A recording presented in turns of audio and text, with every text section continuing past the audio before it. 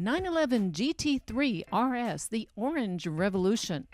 We have a new dream car, let's say that right from the start, and it's dressed in orange. Maybe it's more of a nightmare than a daydream, though. Perhaps both. Let me explain. One thing at a time. Only a year since the appearance of the GT3, Porsche brings us the GT3 RS, with even greater performance, and it goes to say, an even higher price. The exact location of our dreamscape, the Bilsterberg driving resort in Bad Dreiberg, not too far from the German city of Paderborn.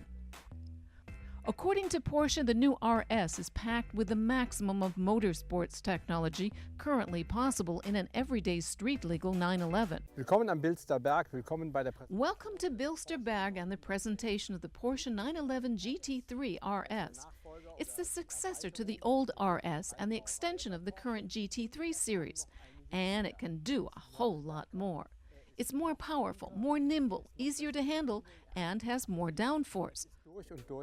All in all, a real top-notch product. Most car makers tend to make the chassis of their sports cars, let's just say, foolproof, since almost all of the vehicles are driven out on regular roads, and the least of them are seen at racetracks. That means that the vehicles are tuned to be softer and softer and have a tendency to understeer, since most, not so the expert drivers, seem to get along better that way. At Porsche, things are a bit different.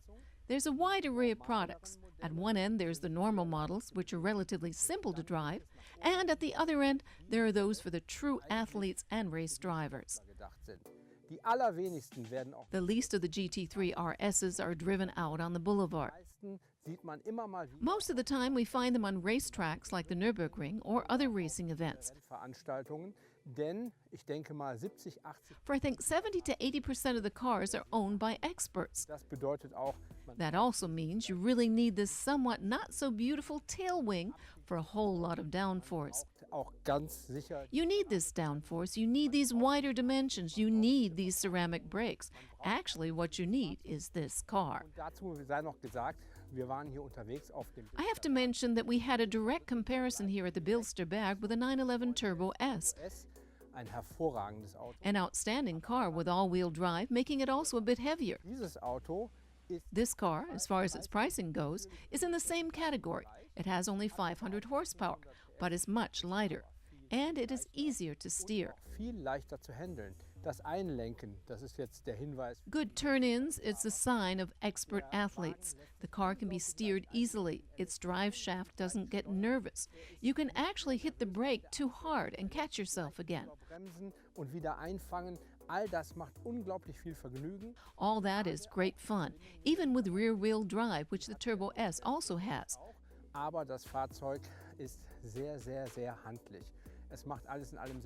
That's my invitation for all you great motorsports fans. And any of you who might not be in for a sporty drive with this GT3 RS, well, I can tell you it also looks great out on the road.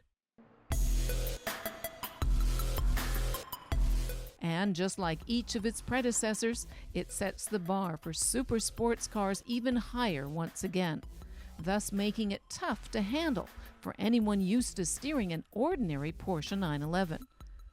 The driving behavior is very sharp and its limits set for racing, only to be mastered by very experienced drivers without any electronic helpers.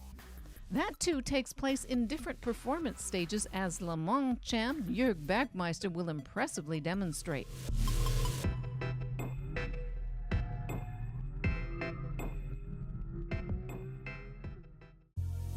Major changes to the drive unit, the aerodynamics, and lightweight structure clearly enhance the performance over the 911 GT3.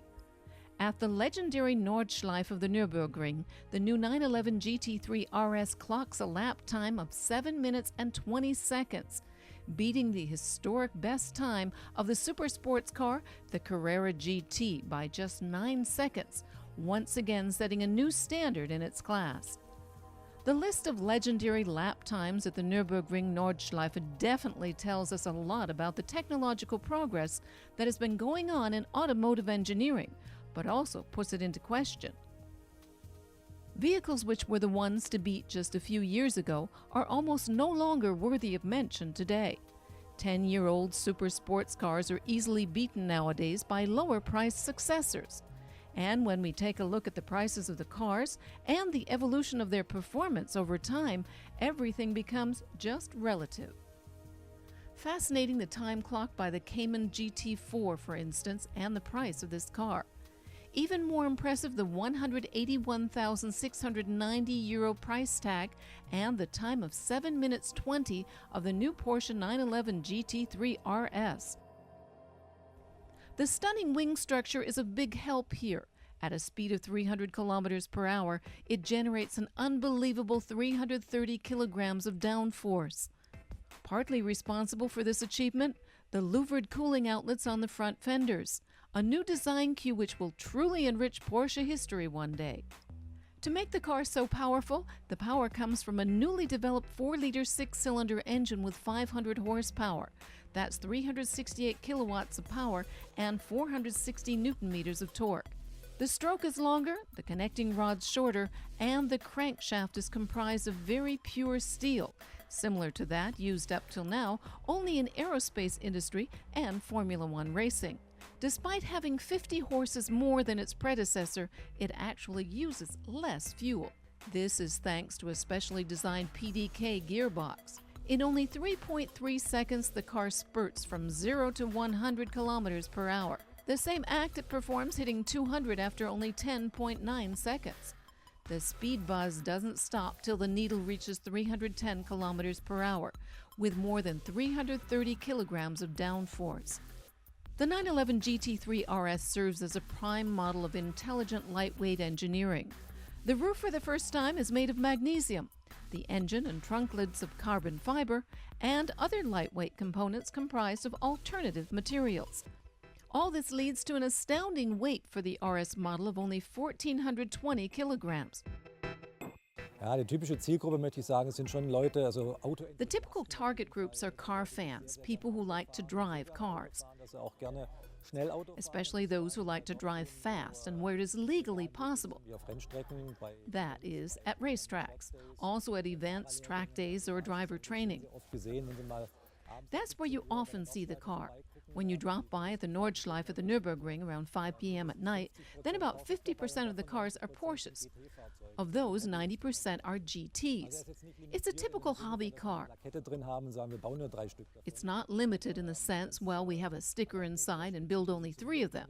But by the positioning of the car, we have a small product window Fenster vorgenommen, wo wir nur so und so viel. where we can only build a certain number per day. That by itself limits the number of overall cars built. Und da wird also nicht viel mehr rauskommen, wie so 2 In the end, our target will be around 2,000, and it should be attainable. Auto anstreben und auch gut erreichen.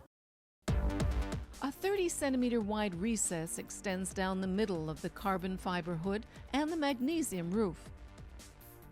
Another stylistic characteristic are the unique front wheel arch vents, just like on purebred race cars, extending into the upper section of the fenders and enhancing the downforce on the front drive shaft. The impressive wing is perhaps somewhat brash for regular roads or cruising down the strip. On the racetrack, though, where you push the car to the limits, it is indispensable. The chassis of the 911 GT3 RS has been tuned for maximum driving dynamics and precision. The wider track in front and at the rear reduces body roll even further than in the 911 GT3. In addition, the 911 GT3 RS comes with the widest tires of any 911 model. The results? Even more agile turn-in characteristics, even sharper steering response, and even greater cornering speeds. That's exactly what we wanted to test out on the track. Now honestly, a ride in a 911 Turbo S does have something of a comfy, cruisy feeling to it. Top speed driving is very comfortable, power everywhere. In the GT3 RS, all that is like in time-lapse. Steering is so precise, like in a purebred race car. Throttle response is direct and uncompromising. It won't take much time to realize that such a car would look silly going down the boulevard. This guy belongs on the track, and that's where this wild animal should be released.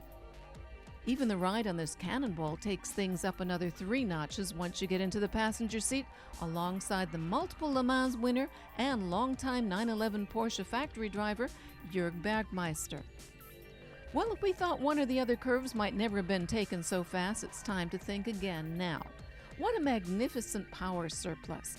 Our cameras can hardly capture this experience. Our nightmare's name is 911 GT3 RS, combined with the expert driving skills of Jörg Bergmeister. And if we thought that maybe after many years in racing sports that it was just a question of practicing with the GT3 RS, it becomes clear very quickly that either you have to learn such things when you are a child or in kart racing, or never.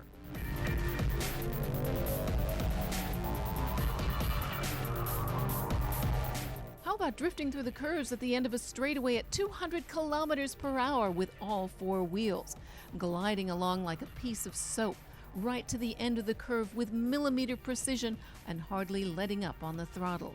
Wow, just incredible. Time to head home and think about our own limitations a bit. Also to think about the unutterable threshold and limit ranges of this wonderful car. Ones which only an expert push even further than just anyone used to steering an ordinary car. Let's listen to what the expert has to say about the new car of the factory race drivers. The biggest difference, you can see it, how the aerodynamics have been redesigned. The car is much more downforce compared to the normal GT3. We have 25 horses more power, more torque, and basically once again wider tires. That allows the car to do even better around curves. The handling of the car is really impressive, especially out on the track. The GT3 RS is extremely fun to drive, and I always have a smile on my face when I'm behind the wheel. It's really made for everyday driving, even if it is very sporty. The suspension comfort is really excellent, and I drive a lot of long-haul stretches without any problem. Okay, let's leave that as it is. Time to bid farewell to the track with the conclusion that right now there is probably no other vehicle in this price range which offers such performance. Of course, the new owner should be able to do more than manage a sports car.